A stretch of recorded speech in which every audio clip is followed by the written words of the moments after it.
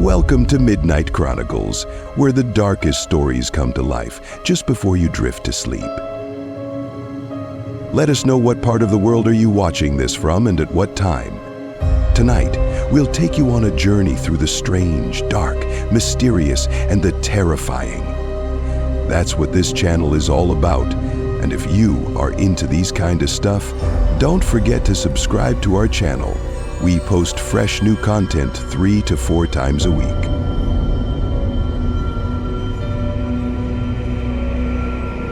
Now, let's begin with today's story.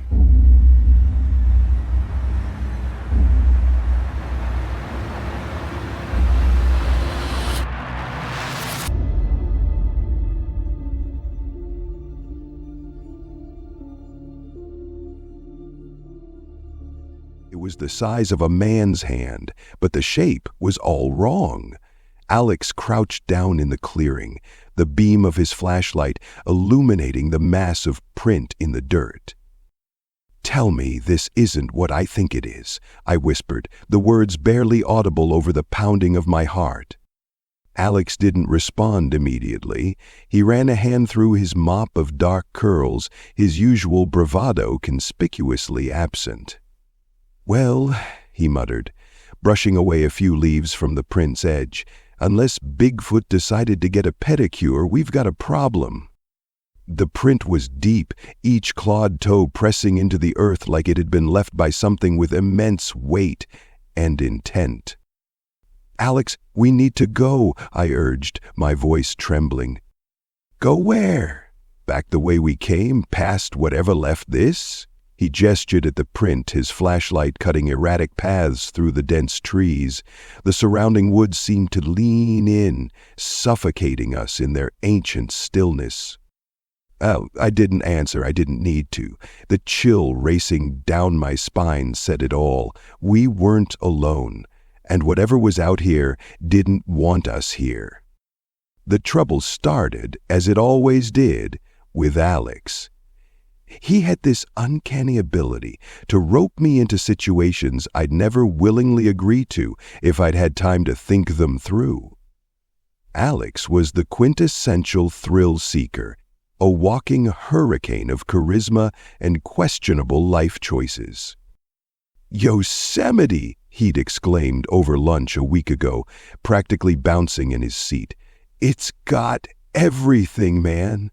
Mountains, waterfalls, epic views, and we'll camp in the backcountry. Real wilderness stuff. None of that cushy touristy nonsense." I had been skeptical from the start. I was the opposite of Alex, more methodical, cautious. My idea of excitement was finding a new coffee shop, not risking life and limb in the wilderness. "That country?" I'd asked, raising an eyebrow. "Isn't that where people go missing and wind up on true crime podcasts?" "Exactly!" Alex had grinned, as if my sarcasm was a selling point. "Come on, where's your sense of adventure?" Somewhere between his relentless enthusiasm and my misguided fear of looking lame, I'd caved.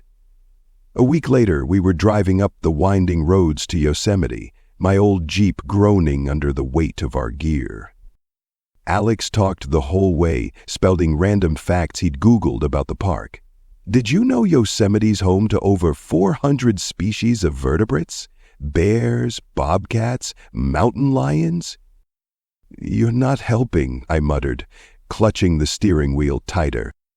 The first sign we might have bitten off more than we could chew came when Alex insisted on setting up camp far off the designated trails. "We'll get the real experience," he said, grinning as he unrolled his sleeping bag in the middle of a small clearing surrounded by towering pines. "Real experience?" I echoed, glancing around. "What, like becoming bear chow?" Alex waved me off. "Relax, I brought bear spray, and besides, it's not the bears you need to worry about." That cryptic comment hung in the air longer than I liked. The first night passed uneventfully, though I didn't sleep much. Every creak of a tree branch or rustle in the underbrush had me wide-eyed and clutching my flashlight like it was a weapon. Alex, of course, snored like a chainsaw. It was on the second day that we found the clearing. We'd been hiking deeper into the woods, Alex insisting on veering off the marked trails in search of something cool. The deeper we went, the more oppressive the forest felt. The trees were ancient and gnarled, their twisted branches forming a canopy so dense it blocked out the sun. "Dude, check this out," Alex called, his voice cutting through the heavy silence. I hurried to catch up and found him standing in the middle of a circular clearing, the ground bare except for a thick carpet of pine needles. At first I didn't see what had him so captivated, and then I did. The prints. They were massive, each one easily twice the size of a human foot. They formed a loose trail leading into the denser part of the woods. "Bear?" I ventured, though I didn't believe it. Alex shook his head, his expression unusually serious. "Bears don't leave prints like that. Look at the toes. Those are claws. And they're weirdly long, like something out of a horror movie." We stared at the prints for a long moment, neither of us willing to voice the thought that hung between us. By the time we made it back to our camp, the sun was sinking below the horizon, painting the sky in shades of orange and purple. The clearing and its ominous prints lingered in the back of my mind like a bad dream I couldn't shake. Alex, true to form, seemed unfazed.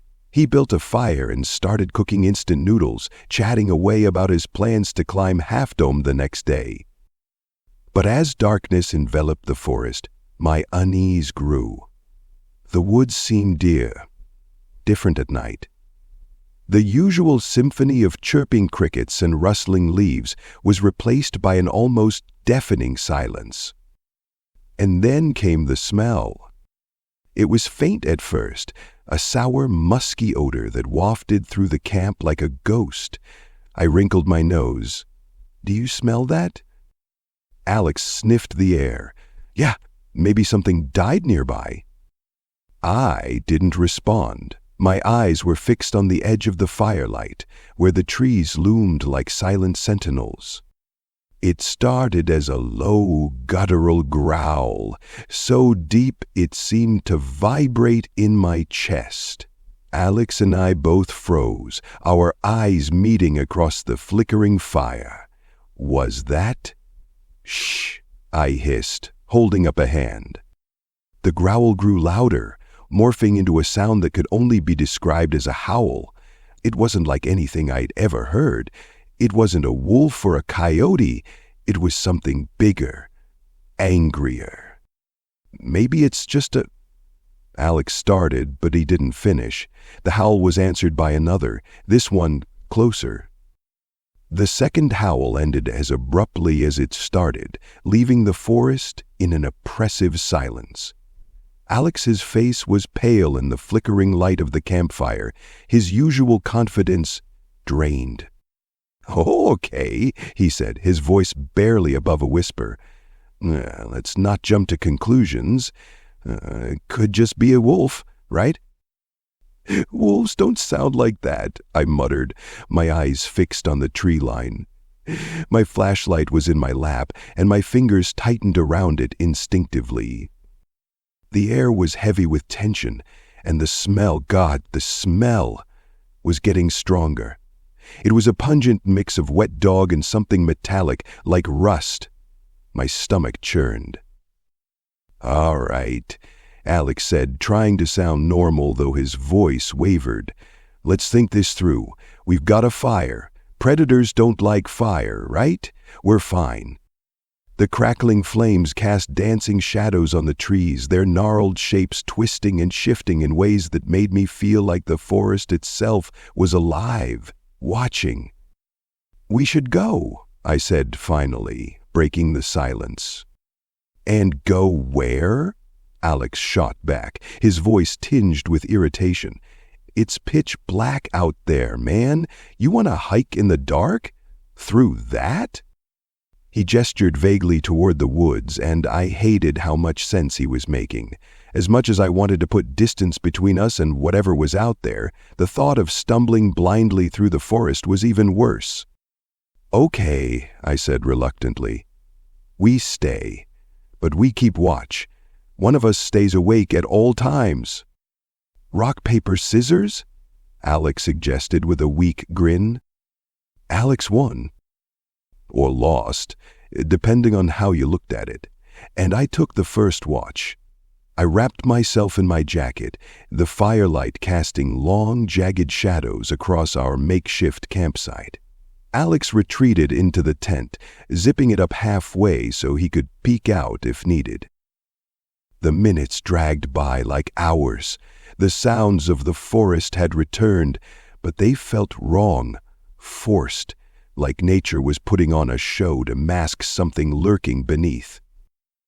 My flashlight beam swept over the trees, the underbrush, the edges of the clearing where darkness pooled like ink.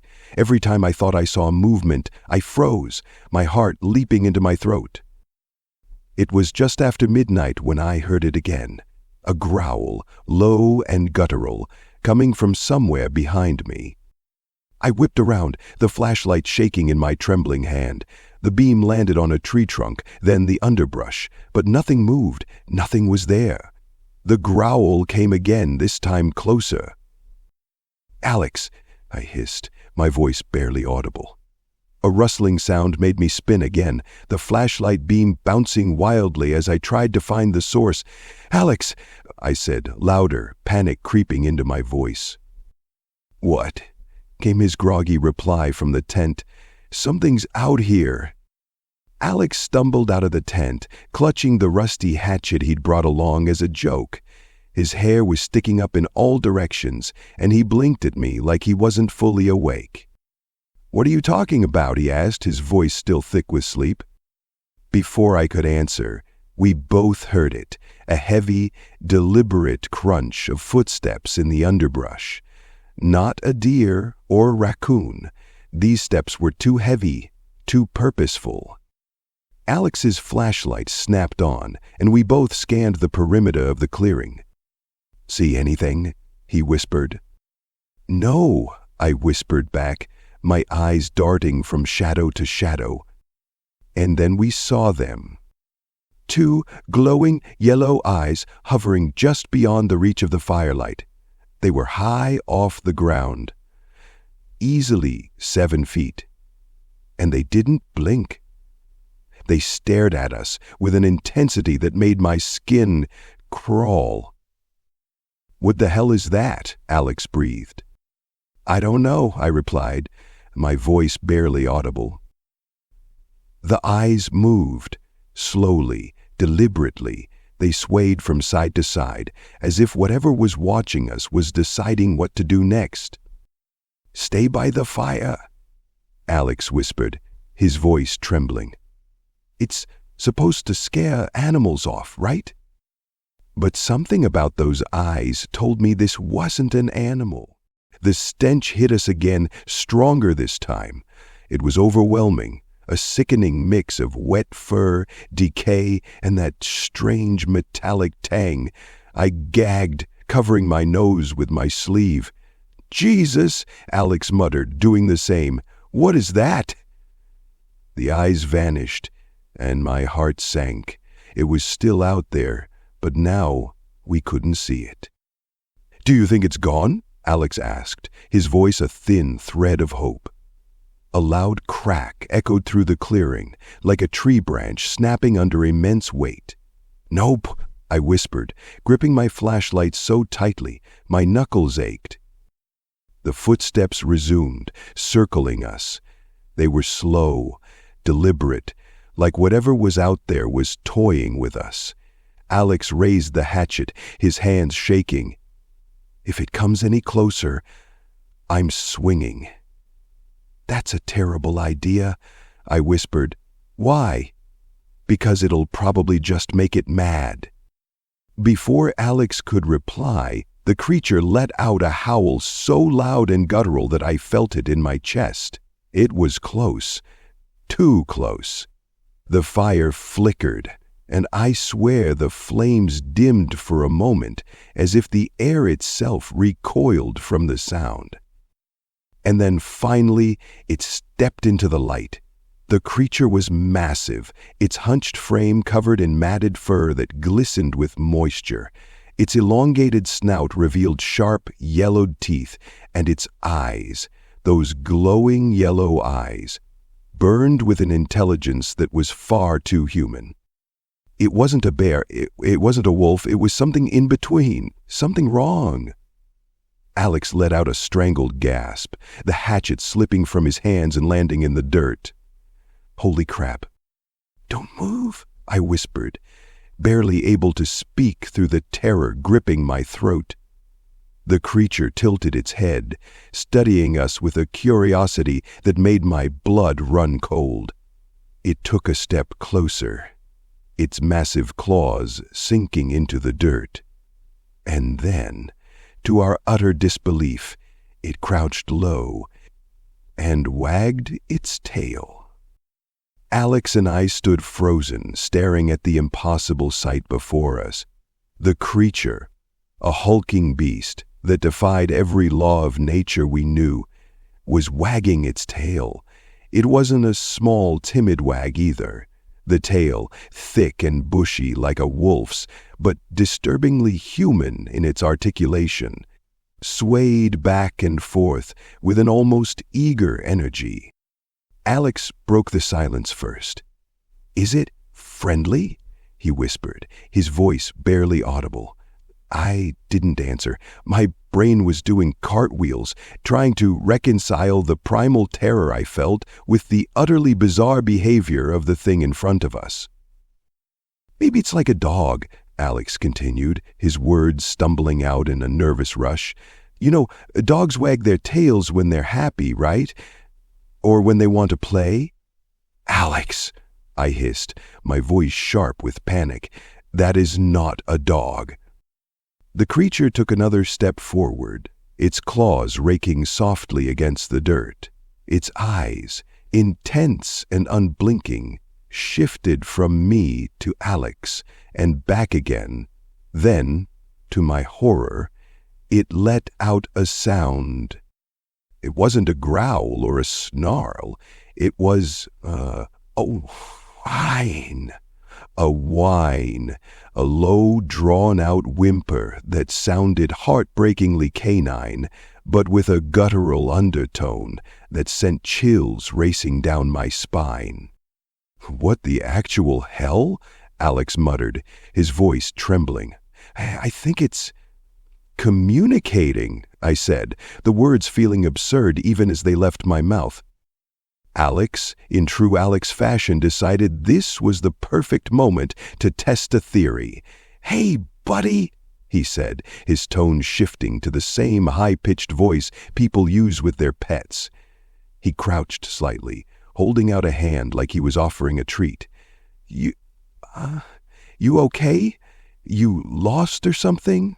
"Are you insane?" I hissed, grabbing his arm. "Relax," Alex said, shrugging me off. "If it wanted to eat us, it would have done it already." The creature cocked its head again, the movement unnervingly human. Its ears, pointed and covered in fur, twitched at Alex's voice. For a moment I thought his insane plan might actually work. The creature stepped closer, its massive frame now fully illuminated by the firelight. Every detail was clearer now. The sinewy muscles rippling beneath its fur, the elongated fingers tipped with claws that could shred flesh with ease, the faint scars that crisscrossed its body like a map of battles fought and won. It sniffed the air, its nostrils flaring, and then it let out a deep, guttural sound that was somewhere between a growl and a bark. Alex flinched, but didn't move back. "See? It's curious, not hostile." "Yet," I muttered under my breath, my eyes never leaving the creature. And then it did something that nearly made my heart stop. It snatched the cup of water out of my hand. The transition was unnervingly fluid.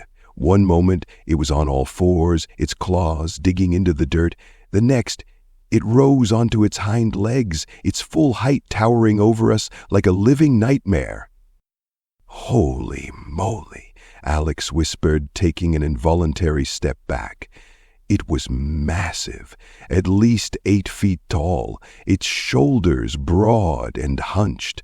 Standing upright, it looked even less like an animal and more like something else, something that shouldn't exist. The creature tilted its head again, its glowing yellow eyes boring into us. For a fleeting moment, I felt like it was studying us, trying to decide what we were.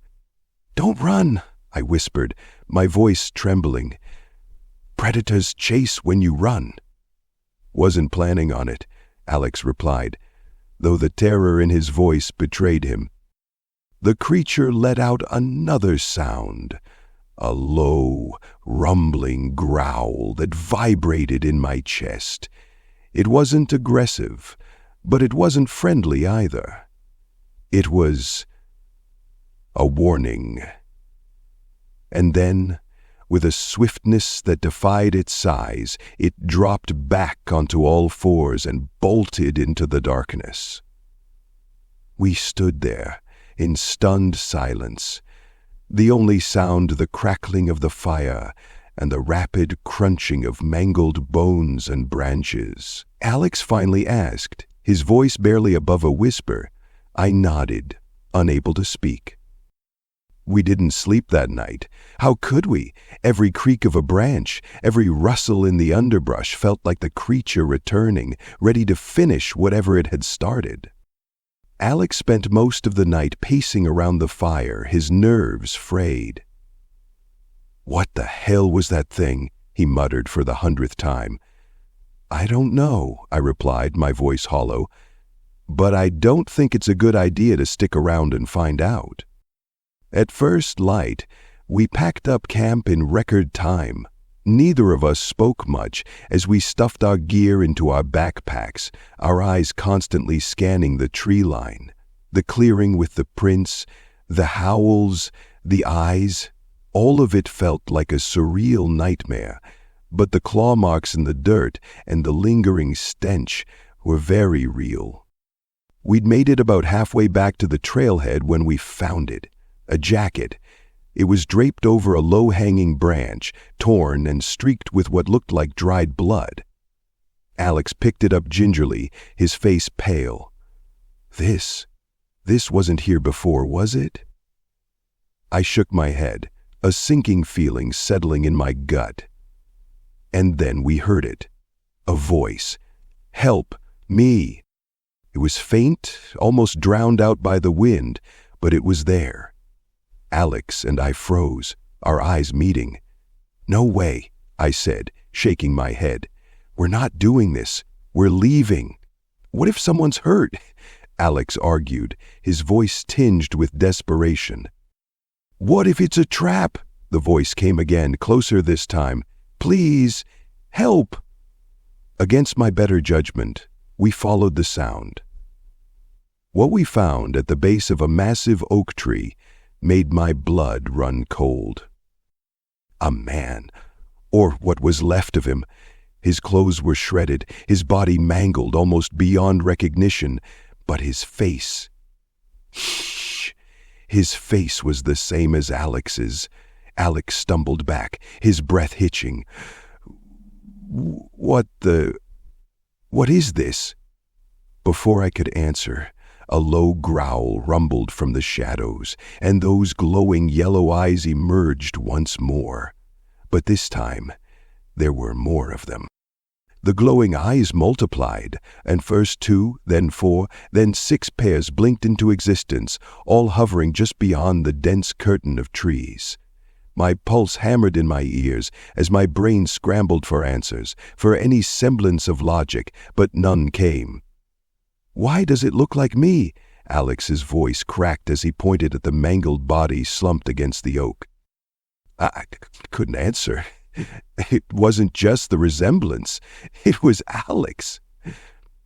Same messy curls, same weathered jacket, even the stupid hiking boots he'd spent an hour picking out. "Move," I whispered, grabbing Alex's arm. "We need to move. Now." But he didn't budge. His eyes were glued to the body, his face pale and slack with disbelief. "What does this mean?" he stammered. How can I?"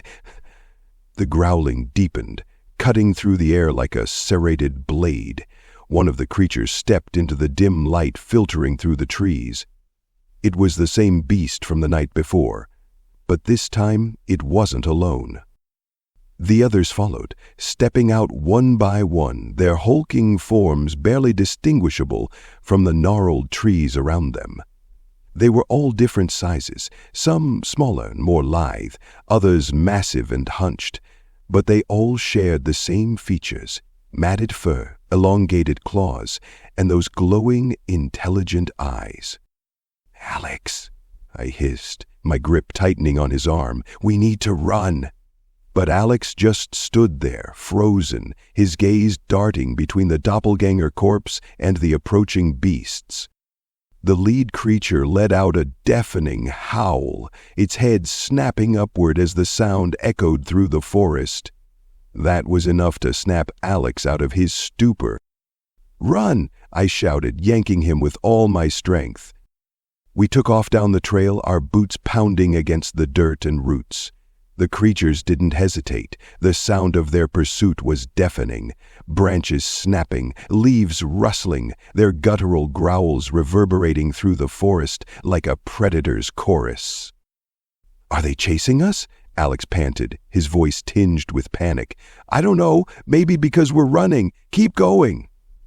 The terrain was uneven, every step a potential hazard. The forest seemed alive, conspiring against us, as roots clawed at our ankles and low-hanging branches whipped at our faces. "Faster!" I yelled, though my lungs burned and my legs felt like lead. We burst into a small clearing, the sunlight filtering through the canopy like a spotlight. Alex skidded to a stop, nearly colliding with me. "No, no, no," he muttered, his voice trembling. The clearing was a dead end. Sheer rock walls rose up on three sides, their jagged faces impossible to climb. "We're trapped!" Alex yelled, his voice echoing off the rocks. I spun around, my flashlight beam cutting through the shadows. The creatures were closing in, their glowing eyes gleaming with a predatory hunger. The lead beast stepped into the clearing first, its massive frame dwarfing the others. It lowered its head, its teeth bared in a snarl that sent shivers down my spine. Alex fumbled for the hatchet in his pack, his hand shaking so badly he nearly dropped it. "Stay back!" he yelled, his voice cracking. The creature didn't flinch. It took another step forward, its claws carving deep gouges into the dirt. Desperation clawed at my throat.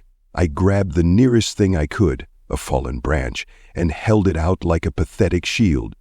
"This is how we die, isn't it?" Alex muttered, his voice hollow. "No," I said, though I didn't believe it. "Not like this."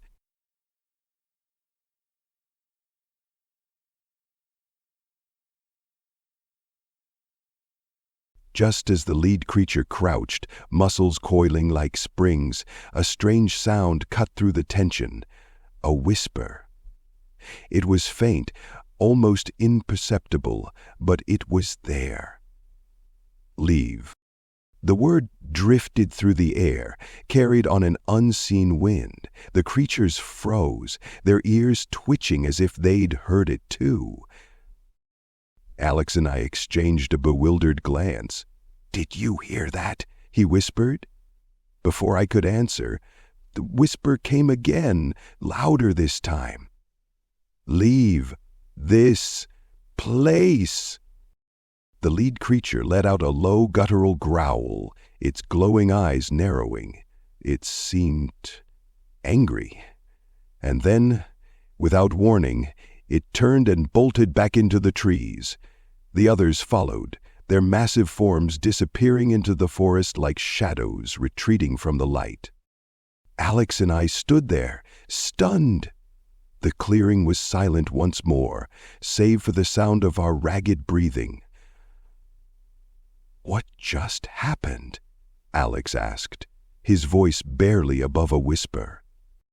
"I don't know," I replied, my mind racing, "but whatever that was, it saved us." We didn't stop running until we reached the trailhead. By the time we stumbled onto the gravel lot where my Jeep was parked, the sun was high in the sky, its warmth doing little to chase away the chill that clung to my bones. Alex collapsed onto the hood of the Jeep, his face pale and his eyes wide with lingering terror. "That was real," he said, as if trying to convince himself. "That thing, those things. They were real." I nodded, too exhausted to speak. As we drove away from Yosemite, neither of us said much. The forest seemed to watch us as we left, its ancient trees whispering secrets we'd never understand. It wasn't until we stopped for gas miles down the road that Alex spoke again. "Do you think it'll follow us?" he asked, his voice trembling. I didn't answer. I didn't know how to. But as I turned to look at the dense woods beyond the gas station, I thought I saw something, a flash of yellow. And then it was gone. It's been 6 months since that night in Yosemite.